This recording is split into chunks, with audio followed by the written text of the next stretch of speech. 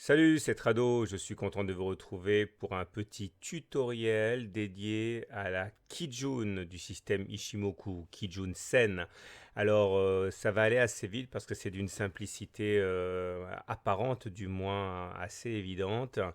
L'idée, c'est que la Kijun, eh bien, va être notre deuxième sentinelle après la Tenkan, hein, pour nous mettre en garde contre une menace sur la tendance. Clairement, vous avez le nuage ici. Quand on est au-dessus, on est en tendance haussière. Quand on est en dessous, on est en tendance baissière.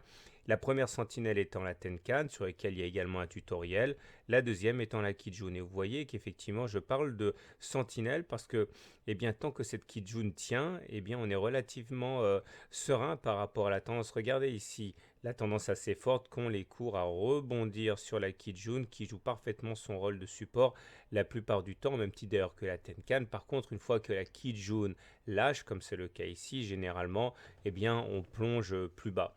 Alors, il faut savoir que pour la Tenkan, comme pour la Kijun, comme pour tous les éléments graphiques de type support et résistance, on aime bien généralement attendre une bougie de confirmation avant de conclure que la Kijun a été effectivement cassée. Ça marche dans ce sens, ça marche également dans l'autre sens. La Kijun a tendance à jouer un rôle de résistance à la hausse. Regardez comme les impacts ici ou encore là, eh bien, sont tout à fait fréquents par rapport à un passage en force. Quand on passe en force, comme c'est le cas ici, eh bien, généralement, on va plus haut. Notez encore une fois, hein, qu'il est important d'avoir généralement une bougie de confirmation pour considérer que la Kijun a été réellement cassée.